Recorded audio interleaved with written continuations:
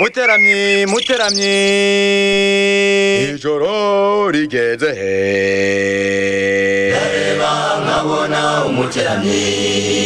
abonekera ari inzu ya Isirayeli ubwoko bw'Imana uri ku rugamba kandi burageramiwe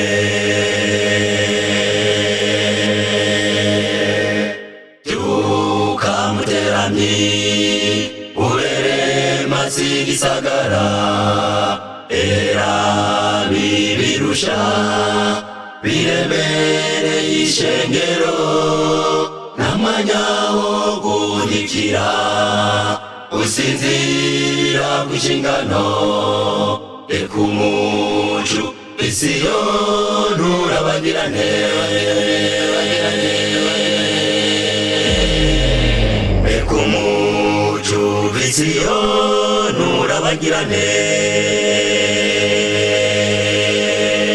ubikari hose aho hose tubaye mu ngo iwacu duhera i Yerusalemu hamwe n'i Samariya ndetse n'i Yudaya no ku muhero w'isi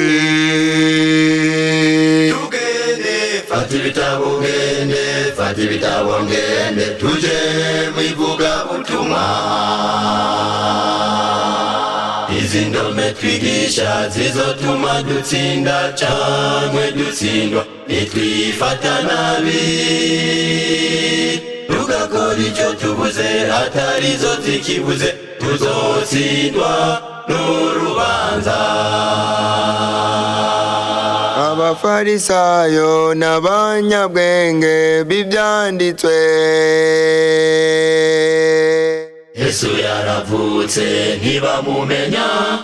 avukira muri bo ntibamumenya baramugwanya gushitsa bamubambe baramugwanya gushitsa bamubambe nikuyu musi mugenzi turwanya umuco twawe nikuyu musi mugenzi turwanya umuco twawe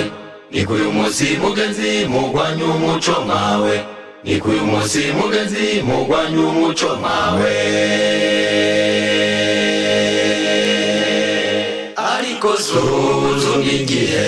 ariko suzuma igihe mwizera ntugwanya umuco mwizera ntugwanya umuco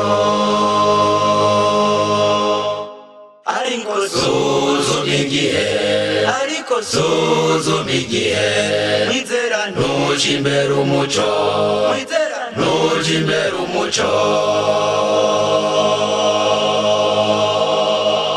o Bibiliya umva zoyoborwa nayo o Bibiliya zoyoborwa nayo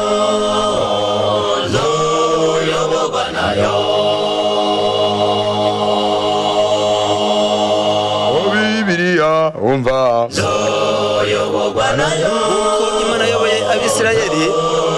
ikoresheje Bibiliya iboneka mu mategeko yayo 10 niko n'uyu munsi natwe tuyoborwa na Bibiliya ni mu mategeko 10. Haleluya. o Bibiliya umva